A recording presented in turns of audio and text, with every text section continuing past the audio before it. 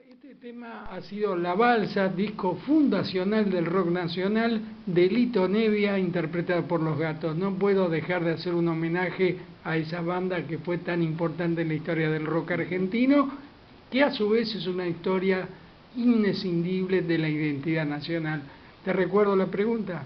Sí, el vínculo del movimiento de derechos humanos y de la izquierda política con el tema de Malvinas. Yo señalaba esto, digamos, es decir, de que el movimiento de derechos humanos también, como decía el compañero, y un poco adelantabas vos, Raúl, intentó como generar una posición propia en esta dicotomía, en esta realidad que se marcaba también en la mesa, que tenía que ver con una voluntad popular de recuperar o de tener un acto de carácter de repudio al imperialismo británico y al capitalismo mundial, si se quiere, porque de hecho también se veía la alianza Inglaterra o Reino Unido, Estados Unidos en ese marco, también en Malvinas, y a la vez también no dejar de denunciar lo que bien señalabas vos, ha sido una constante en la historia, que es el carácter de ejército de ocupación de las Fuerzas Armadas, no diría solo las argentinas, sino las latinoamericanas, salvo algunas excepciones muy puntuales y muy temporales, incluso con las propias contradicciones.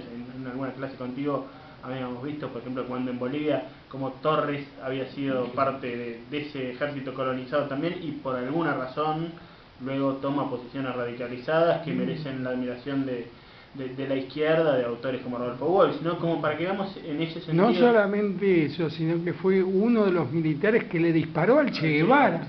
O sea, fue uno de los asesinos del Che Guevara. Exactamente, entonces, pero digamos, en ese sentido, lo que propuso la PDH junto con las madres, en ese momento no había ni línea fundadora, sino que eran las madres de Plaza de Mayo, era una consigna muy interesante que era las Malvinas son argentinas, los desaparecidos también. Es decir, instalar esta dicotomía que señalaba el compañero, tan fundamental y tan cara a la necesidad de dar un carácter de participación y de denuncia, donde se denunciaba el imperialismo y su rapacidad, y también el carácter imperialista y agente del imperialismo de la dictadura terrorista de Estado que se sufría en esos momentos.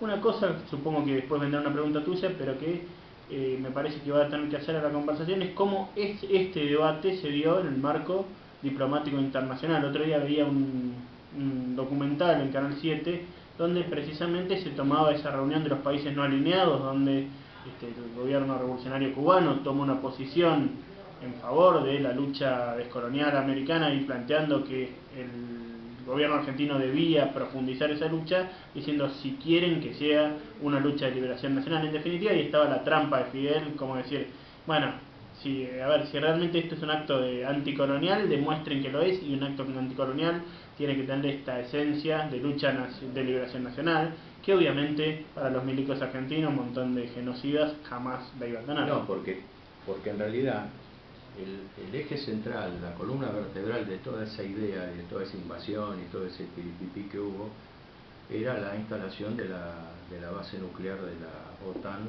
que se iba a llamar OTAS, en las Islas Malvinas. Entonces, para mí, ahí concurren todas estas fuerzas asesinas de la dictadura, en consonancia con los británicos y con los estadounidenses, una guerra que ya estaba con el final cantado. Pero ¿qué pasa? Políticamente vos no podías decir esto va a ser así, porque se concurrían un montón de factores, que sobre todo el factor del nacionalismo, que en la Argentina está muy acendrado. Entonces vos no podías salir con semejante denuncia. Nosotros salimos denunciando que la idea central era de los británicos, pero también era de los argentinos, porque tenían que tener cómplices para eso, era la instalación de la base nuclear en las Islas Malvinas, que lo han hecho. ¿Para qué? Para afanarse toda la riqueza citícola y para chorearse todo el petróleo. Esa es la cosa, es una cuestión de economía, pero lo denunciamos en esa época y lo tenemos que seguir denunciando, porque eso es lo que está sucediendo.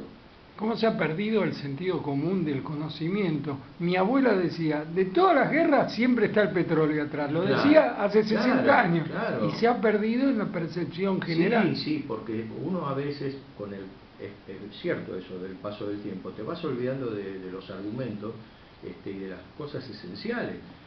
Malvinas es eso. Mirá que yo soy viejo y no estoy tan así.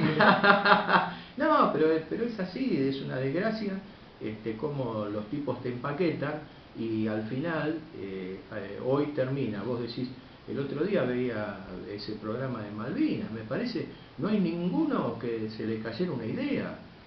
Eran todas bravatas. En el canal de Crónica, el de Santiago Cunio, que es, digamos, la nueva estrella del rock nacional, que fue candidato a concejal de Pati y ahora es un héroe nacional en la lucha contra la oposición a Macri, y fue candidato de Macri. ¿Fue candidato de Macri? Fue candidato de Macri. Pero ahora es un discurso macrista, antimacrista incendiario el que tiene. Claro, pero tenés que utilizar el mataburros ¿viste? De la computadora, y empezás a descubrirle una historia al tipo. Lo de, yo sabía que había sido cara pintada. Sí, el hijo mayor de mi mujer, Emilio, lo odia. No digo el apellido de Emilio porque lo van a ir a buscar, pero estuvo con él y lo escuchó cómo se vanagloriaba de hacer la adulteración de las naftas.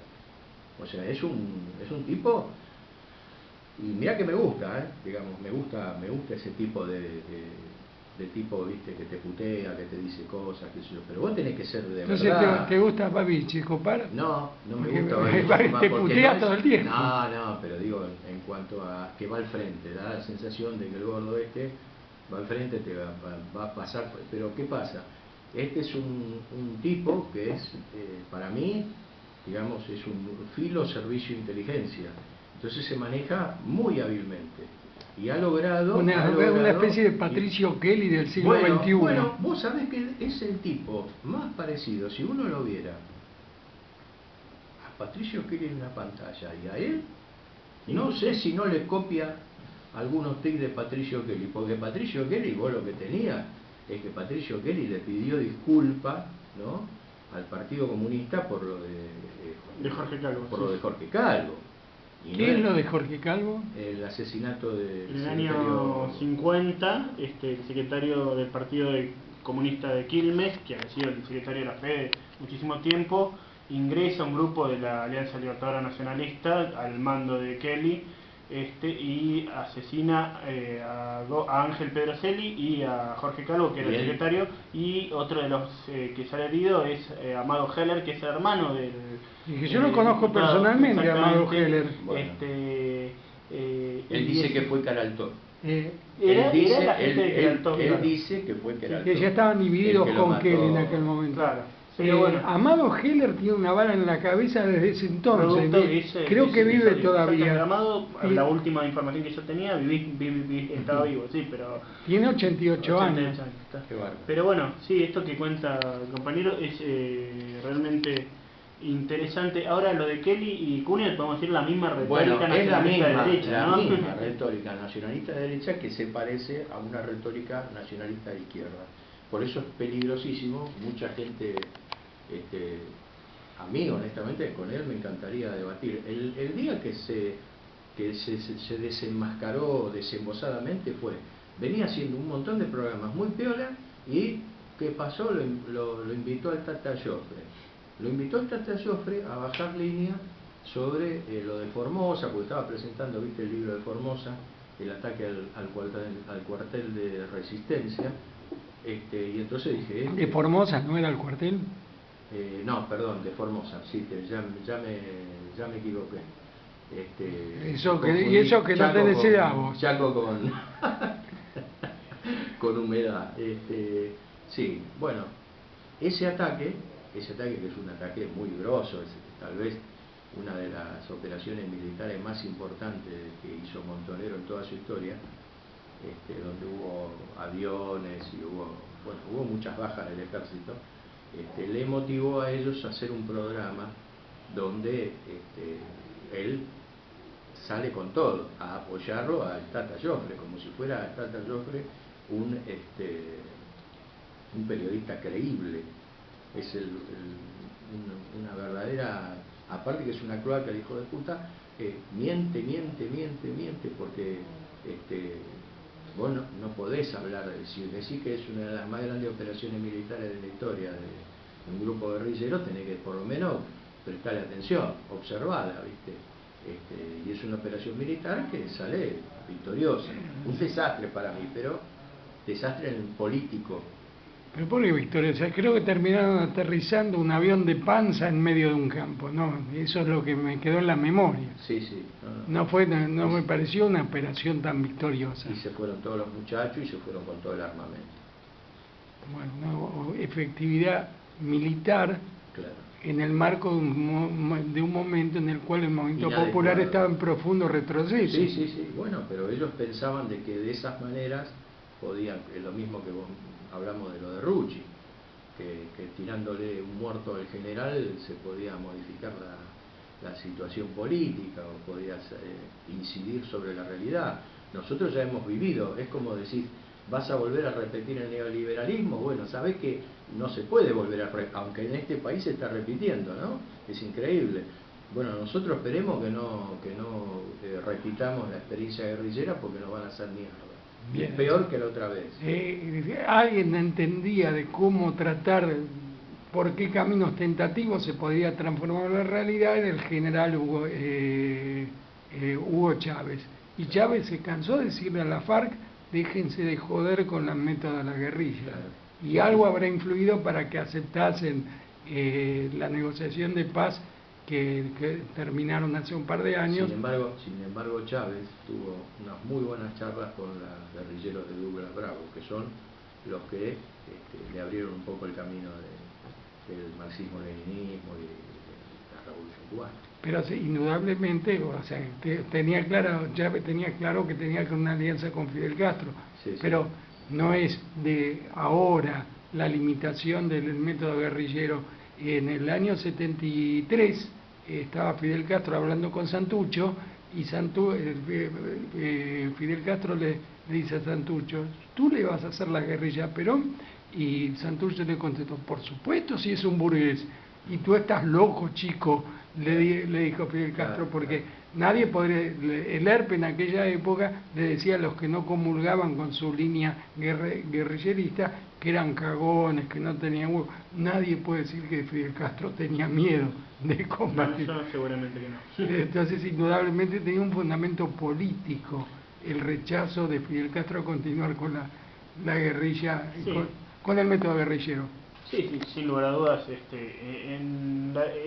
un tema que no se puede cerrar en una única conversación, pero debemos decir las dos posiciones. Ahora es cierto sí que dos líderes estadistas y dirigentes de Estados revolucionarios como fueron Fidel y Chávez mismo, en los últimos años sí le plantearon claramente a la comandancia de la FARC esta necesidad de ir buscando otros caminos que, como bien se señalaba en la mesa, allá por fines de los 90 y principios de los 2000, digamos, es decir, empezaron a fructificar en estos acuerdos de paz que han terminado hace 2 años, que de todos modos siguen siendo un problema político porque el acuerdo de paz requiere una solución política de transformación de fondo, digamos, es decir, más en una sociedad como la colombiana, afectada por la violencia política, por la represión indiscriminada, tanto del Estado Nacional colombiano como del Estado imperial norteamericano, que tiene la cantidad de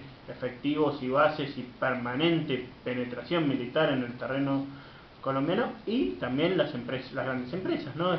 Incluso jurídica y judicialmente han sido condenadas grandes empresas multinacionales por crímenes de lesa humanidad en Colombia, digamos, esto, y el paraestado de los paramilitares, que no es menor, ¿no? Está vinculado a esos 3 elementos, a las multinacionales, al Estado norteamericano y al Estado colombiano mismo. Y a los terratenientes colombianos. Sí, bueno, que el Estado colombiano pongo a los terratenientes también. En el origen de lo que se llamó la etapa de la violencia en Colombia y del surgimiento de la FARC en 1964, y cuando invade el general José León Valencia la zona de Marquetalia, la República de Marquetalia, que es donde tenían los campesinos un proyecto, digamos, tipo socialista.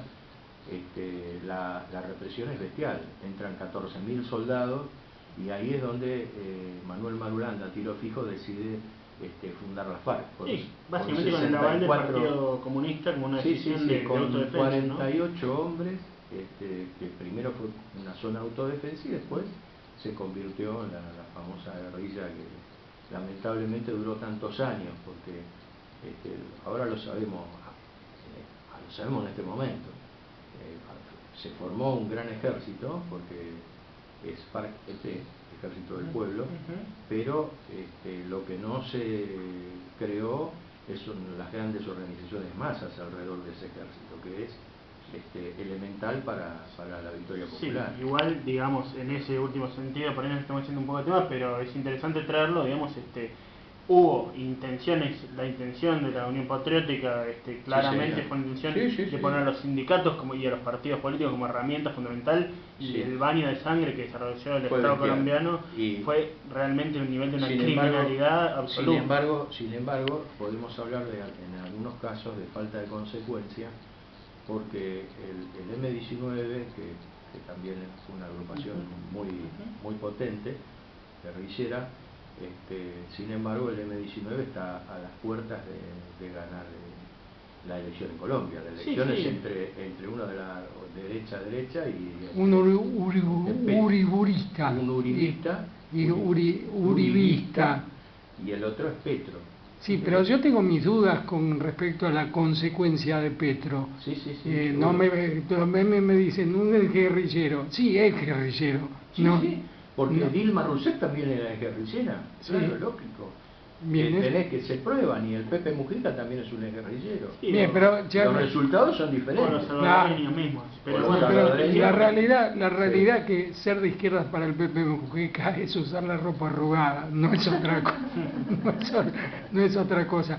Yo quería cerrar este bloque, que efectivamente nos hemos ido de mambo, pero sigue siendo útil igual, haciendo una referencia a lo que ocurría a fines del año 2007 en Colombia, cuando concurrieron Hugo Chávez y Néstor Kirchner, concurrieron para garantizar la liberación de un niño que teóricamente estaba secuestrado por la guerrilla, y supervisar la liberación de Ingrid Betancourt, una francesa, una franco-colombiana, una persona de doble nacionalidad que estaba secuestrada por la FARC. El Estado todavía estaba Álvaro Uribe Vélez en la presidencia. El Estado se quejaba de la guerrilla, y Sarkozy, no un marxista ni un guerrillero, Sarkozy le dijo: ustedes no pueden hablar, ustedes no respetan la ley, asesinan a la gente sin fundamento, sin causa, ustedes son deplorables. Literalmente es lo que le dijo Sarkozy. Y anecdóticamente, un alumno mío era conscripto del ejército colombiano en aquella época. Entonces lo va a abrazar a Chávez, y Chávez tenía una guayabera roja, y debajo tenía un bruto chaleco antibalas. Lo va a abrazar a Kirchner, y lo mismo. Entonces nadie le tenía confianza de ningún tipo a la oligarquía colombiana, que tiene las manos teñidas con sangre, las manos, los pies, todo el cuerpo teñido con sangre. Después del corte que vamos a hacer ahora, y que va a ser un poco más prolongado porque viene el espacio publicitario institucional, vamos a seguir hablando de la guerra de las Malvinas, la izquierda, y se me ocurre una pregunta para dejarles. ¿Qué pensaría de la guerra de las Malvinas Hugo Chávez? Escúchame, antes de todo, cuando empecemos te cuento una anécdota del día de abril. Bueno, todas las anécdotas son bien recibidas.